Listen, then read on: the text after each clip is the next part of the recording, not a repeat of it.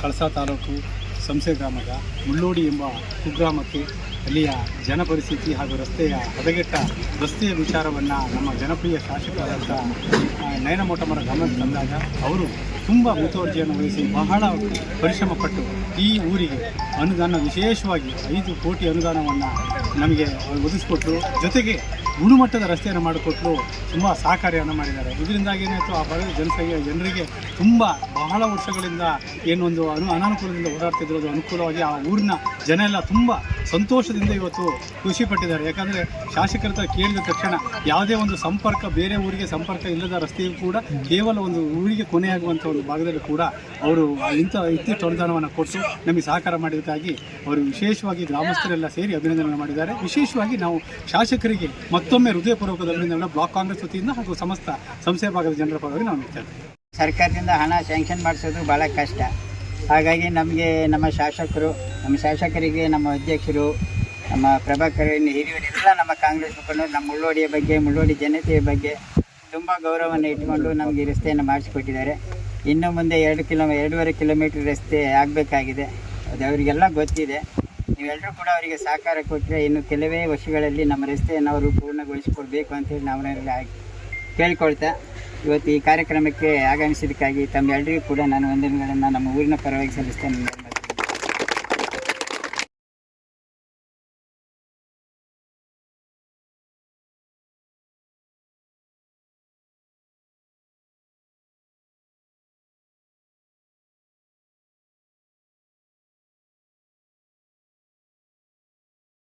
ಸೇರಿರ್ತಕ್ಕಂಥ ಎಲ್ಲ ನನ್ನ ಹಿರಿಯರೇ ಹಾಗೂ KPC ಸದಸ್ಯರಂಥ ಪ್ರಭಾಕರ್ ಗೌಡ್ರೆ, ಘಟಕದ ಅಧ್ಯಕ್ಷರಾದಂಥ ನಮ್ಮ ಸುಜಿತ್ ಅವರೇ, ಉದಯ್ ಅವರೇ, ನಮ್ಮ ಕಾರ್ಯದರ್ಶಿ ಅಂತ ವಿಶ್ವನಾಥ್ ಅವರೇ, ಗ್ರಾಮಾಣಿ ಸಮಿತಿ ಅಧ್ಯಕ್ಷರಾದಂಥ ನಮ್ಮ ದಿನೇಶ್ ಗೌಡ್ರ ಅವರೇ, ಪ್ರವೀಣ್ರವರೇ, ಮಹೇಶ್ ಅವರೇ, ಹಾಗೂ ನನ್ನ ಕಳಸದಿಂದ ಬಂದಂಥ ಶುಕ್ರವರೇ, ಬಂದಂಥ ಎಲ್ಲ ಹಿರಿಯರು, ಯೂತ್ ಕಾಂಗ್ರೆಸ್ಸಿನ ಅಧ್ಯಕ್ಷರಾದಂಥ ನಮ್ಮ ರಾಮದೇವ್ ಅವರೇ, ಹಾಗೂ ನಮ್ಮ ಎಲ್ಲ ಪದಾಧಿಕಾರಿಗಳೇ, ಈ ದಿವಸ ಇಷ್ಟು ಕೆಲಸ ಮಾಡಿ ನಮ್ಮ ಹತ್ರ 2 ಕೋಟಿ ರೂಪಾಯಿ ದುಡ್ಡು ಉಳಿದಿದೆ. ಅದನ್ನು ಮುಂದುವರಿಸ್ಬೇಕು ಅಂಥೇಳಿ ನಮ್ಮ ಆಸೆ ಇದೆ. ನೀವು ಸಹಕಾರ ಕೊಟ್ಟರೆ ಮಾತ್ರ ಅದು ಮುಂದುವರಿಸ್ತಾ, ಇಲ್ಲ ಅಂದರೆ ಆ ದುಡ್ಡು, ಯಾಕಂದರೆ ಫಸ್ಟ್ ಕೆಲಸ ಹಿಡಿದು ಟೆಂಡರ್ ಮಾಡೋದು ಸುಲಭ. ಟೆಂಡರ್ ಆದಮೇಲೆ ಅದನ್ನು ಕ್ಯಾನ್ಸಲ್ ಮಾಡಿ ವಜಾ ಮಾಡಿ ಇನ್ನೊಂದು ಕಡೆ ಹಾಕೋದಕ್ಕೆ ಯಾವತ್ತೂ ಸರ್ಕಾರ ಒಪ್ಪೋದಿಲ್ಲ. ಅದಕ್ಕೆ ಸರಿಯಾದ ಕಾರಣ ಕೊಡಬೇಕು. ತಕರಾರು ಅಂತ ನಾವು ತೋರಿಸಂಗಿಲ್ಲ. ಈ ಥರ ಸಮಸ್ಯೆ ಬಂದು ಟೆಕ್ನಿಕಲ್ ತೊಂದರೆ ಇದೆ.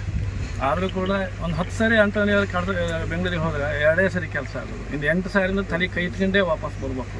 ಈಗ ಅವರು ಯಾರೇ ಹೋದರೂ ನಾವು ಹೇಳ್ದಂಗೆ ಆಗಲ್ಲ. ಆಗ ನಮ್ಗೆ ಈಗ ಒಂದು ಧೈರ್ಯ ಏನಂತ ಹೇಳಿದ್ರೆ, ಇವತ್ತು ನಾಡ್ದು ನಮ್ಮ DKS ಅವರು CM ಆಗ್ತಾರೆ.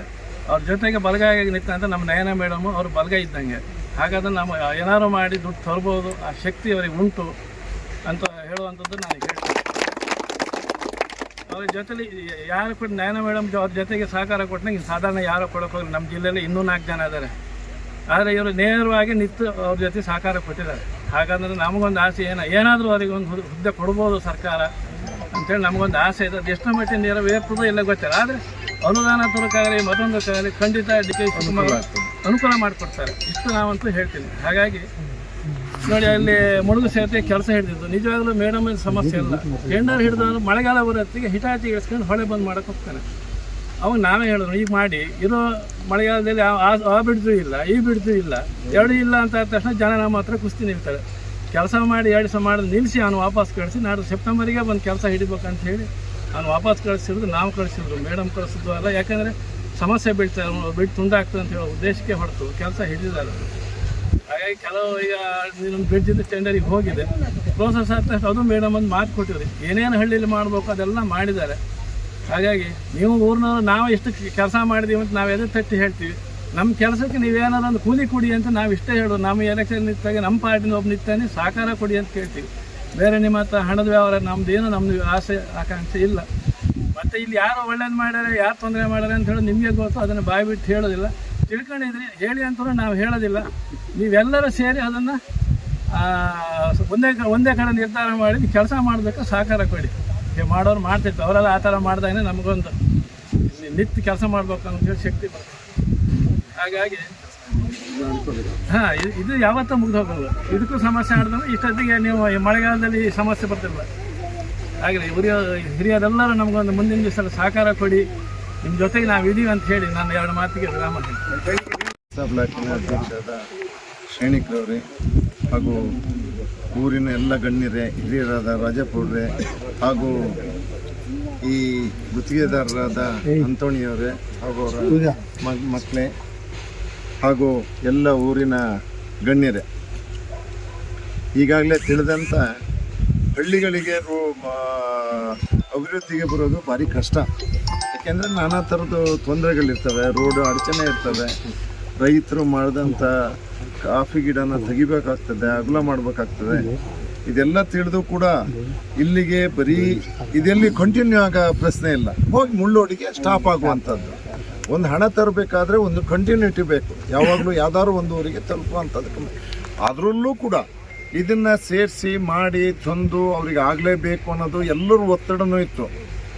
ಇದಕ್ಕೆ ಮೊದಲನೇದಾಗಿ PMJRYಗೆ ಸೇರಿಸೋಂಥ ಒಬ್ಬರ ಚೀಫ್ ಇಂಜಿನಿಯರು, ನಿಮ್ಗೆ ಗೊತ್ತಿರ್ಬೋದು, ಅವರು ಇದನ್ನು ಸೇರಿಸಿದ್ರು.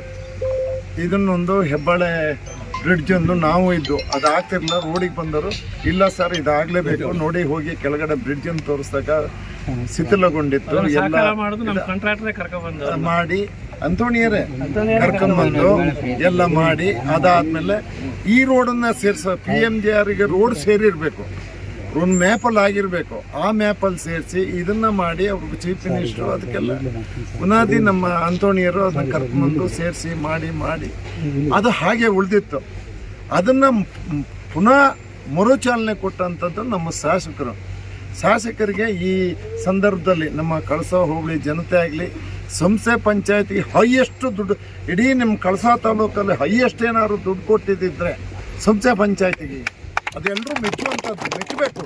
ಇನ್ನೂ ಉಳಿದಿರ್ಬೋದು, ಮಾಡೋದಕ್ಕೆ ಉಳಿದಿರ್ಬೋದು, ಆದರೆ ಇಷ್ಟು ಹಣನ ಒಂದು ತಾಲೂಕಲ್ಲಿ ಒಂದು ಸಂಸ್ಥೆ ಭಾಗಕ್ಕೆ ಕೊಟ್ಟಂಥದ್ದು ವಿಶೇಷ.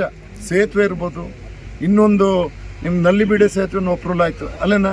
ಕೆಲಸ ಹಿಡಿದಿದ್ರು, ನಲ್ಲಿಬೀಡು ಅಲ್ಲ, ಜಾಂಬಳದ ಆಚೆ ಕಡೆ ಬ್ರಿಡ್ಜು ಅಪ್ರೂವಲ್ ಆಯಿತು, ಮೊನ್ನೆ ಅಪ್ರೂವಲ್ ಆಗಿದೆ.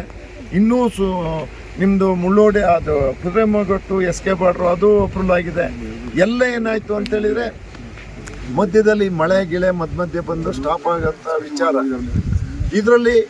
ಇದರಲ್ಲಿ ತುಂಬ ಕಾಳಜಿ ನಮ್ಮ ಶಾಸಕರಿಗೆ ಹೇಳಿದ ಕೂಡಲೇ ಆಯಿತು ಮಾಡೋಣ, ಇದನ್ನೂ ಕೂಡ ಇನ್ನೂ ಮುಂದುವರ್ಸ್ಕೊಡ್ಬೇಕು ಅಲ್ಲಿ ತನಕ ರಾಜಗೌಡ್ರ ಮನೆ ತನಕ ಅನ್ನೋ ಮಾತನ್ನು ಕೂಡ ಅವತ್ತು ಹೇಳಿದ್ದು. ಅದನ್ನು ಕೂಡ ಮಾಡೋಣ ಹಣ ಒಂದು ಸ್ವಲ್ಪ ನಿಧಾನವಾಗಿ ಮಾಡೋಣ, ಸರ್ಕಾರದಲ್ಲಿ ಬರುವಂಥ ಹಣ ಕಷ್ಟ, ಒಂದೇ ಕಡೆಗೆ ಹಾಕೋದು ಭಾರಿ ಕಷ್ಟ.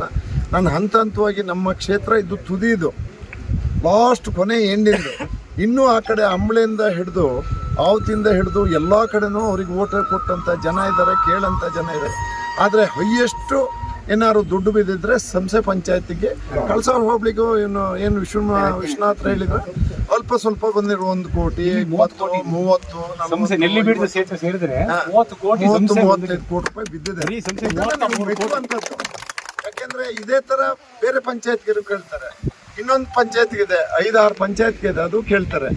ನಾನು ಕೇಳುವಂಥದ್ದೇನು ಅಂತ ಹೇಳಿದ್ರೆ ಇದೆಲ್ಲ ನೀವು ಮಾಡಬೇಕಾಗ್ತದೆ. ಇದನ್ನ ಗುರ್ತ ಇಟ್ಕೊಳ್ಬೇಕು, ಯಾರು ಮಾಡಿದ್ದು ಏನು, ಯಾರು ಶಾಸಕರು ಆದಾಗ ನಮಗೆ ಮಾಡಿದ್ರು. ಹಿಂದೆ ಸರ್ಕಾರಗಳಿದ್ದು ಬೇಕಾದಷ್ಟಿದ್ದು ತಂದು ಹಾಕ್ಬೋದಿತ್ತು, ಯಾರು ತಂದು ಹಾಕೋ ಪರಿಸ್ಥಿತಿಯಲ್ಲಿ ಇರಲಿಲ್ಲ.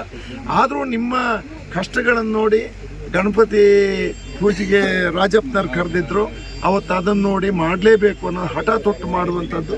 ಅದಕ್ಕೆ ಅಡಚಣೆ ತುಂಬ ಇದ್ದು. ಅಂತೋಣಿಯರು ಎಲ್ಲಿದ್ದಾರೆ? ಅಂತೋಣಿಯರು ತುಂಬ ಅಡಚಣೆಗಳು ತುಂಬ ಇದ್ದು. ನನಗೆ ಬೆಂಗಳೂರಿಗೆ ಹೋದಾಗೆಲ್ಲ ಹೀಗೀಗಾಗಿದೆ ಹೇಳಿ ಮಾಡಿ ಅಂತ ಶಾಸಕರಿಗೆ ಇಲ್ಲೇ ಕೂತಂಗೆ ಕೂಡ ಸುಮಾರು ಸರಿ ಹೇಳಿದ್ದೀವಿ. ಸೈನಿಕ ಆಗಿರ್ಬೋದು, ನಾನಾಗಿರ್ಬೋದು, ಎಲ್ಲರೂ ಕೂಡ ಒತ್ತಾಯ ಮಾಡಿ ಈ ಥರ 10-12 ಸರಿ ಹೋಗಿದ್ದೆ. ಆಫೀಸಿಗೆ ಹೋಗಿ ಕೂಡ ಫೋನ್ ಮಾಡಿದರೆ ಒಂಚೂರು ಹೇಳಿ ಶಾಸಕರಿಗೆ ಫೋನ್ ಮಾಡೋಕ್ಕೆ ಹೇಳಿ. ಎಂತಣ್ಣ ಅಂತೋಣಿಯರ್ದು ಗಳಿಗೂ ಫೋನ್ ಬರ್ತದೆ ಅನ್ನೋದು ನನ್ನ ಹತ್ರನೂ ಹೇಳಿದ್ರು, ನೀವು ಫೋನ್ ಮಾಡತ್ತೀವಿ ಹೇಳಿದರು. ಗಳಿಗೂ ಅದು ಮಾಡಬೇಕು, ಅವರು ಇಲ್ಲ ಮಾಡ್ತಿದ್ದಾರೆ, ಆದರೆ ನಿಮ್ಮದೊಂದು ಬ್ಯಾಕ್ಗ್ರೌಂಡ್ ಬೇಕು ಅನ್ನೋ ಮಾತನ್ನು ಹೇಳಿದ್ರು. ಈ ಥರ ಎಲ್ಲ ಮಾಡಿದ್ದಾರೆ. ಇದನ್ನೆಲ್ಲ ನಾವು ಕೇಳೋದೇನು ಅಂತೇಳಿದರೆ, ನಿಮ್ಮ ಹತ್ರ ಕೇಳೋದೇನು ಅಂತೇಳಿದರೆ, ನಾಡ್ದು ಎಲೆಕ್ಷನ್ ಬರ್ಬೋದು, ತಾಲೂಕ್ ಪಂಚಾಯತಿ ಎಲೆಕ್ಷನ್ ಬರ್ಬೋದು, ಗ್ರಾಮ ಪಂಚಾಯತಿ ಎಲೆಕ್ಷನ್ ಬರ್ಬೋದು, ಜಿಲ್ಲಾ ಪಂಚಾಯತಿ ಎಲೆಕ್ಷನ್ ಬರ್ಬೋದು. ಎಲ್ಲರೂ ಕೂಡ ನಮ್ಮ ಹತ್ರ ಕೇಳ್ತಾರೆ, ಅಷ್ಟು ದುಡ್ಡು ಹಾಕಿದ್ರಲ್ಲ ಆ ಭಾಗದಲ್ಲಿ ಯಾಕೆ ಓಟ್ ಬಂದಿಲ್ಲ, ಇದಕ್ಕೆ ನೀವು ಅವಕಾಶ ಮಾಡಲಿಕ್ಕೆ ಕೊಡಬೇಕು. ನಾವು ಕೇಳೋದು ಅದು ಒಂದೇ, ನಿಮ್ಮ ಹತ್ರ ನೀವು ಏನು ನಮ್ಮ ಹತ್ರ ಬೇಡಿಕೆ ಇರ್ತಾರ, ಶಾಸಕರ ಹತ್ರ ಬೇಡಿಕೆ ಇರ್ತಾರ, ಅದನ್ನು ಮಾಡುವಂಥದ್ದು ನಮ್ಮ ಕರ್ತವ್ಯ. ನಾವು ಕೇಳೋದು ಅದೊಂದೇ. ಅದು ಮಾಡಿದಾಗ ನೀವು ಅದಕ್ಕೆ ಗೌರವ ಕೊಟ್ಟು ಮಾಡಿ ಅನ್ನೋ ಮಾತನ್ನು ಹೇಳ್ತಾ ಎಲ್ರಿಗೂ ನಮಸ್ಕಾರ ಹೇಳ್ತಾ, ಇನ್ನು ಮುಂದೆ ಏನು ಉಳಿದಿದೆ ಅದನ್ನೂ ಕೂಡ ಮಾಡೋದಕ್ಕೆ ಸಹಕಾರ ಮಾಡ್ತೀವಿ ಅನ್ನೋ ಮಾತನ್ನು ಹೇಳ್ತಾ ನನ್ನ ಮಾತುಗಳನ್ನು ವಿಡಿಯೋ ನೋಡಿದ್ದಕ್ಕೆ ಧನ್ಯವಾದಗಳು. ಮುಂದಿನ ವಿಡಿಯೋದಲ್ಲಿ ಸಿಗೋಣ. ಕ್ಷಣ ಕ್ಷಣದ ಸುದ್ದಿಗಾಗಿ ವೀಕ್ಷಿಸಿ ನ್ಯೂಸ್ ಕರ್ನಾಟಕ, ಸದಾ ನಿಮ್ಮ ಜೊತೆ.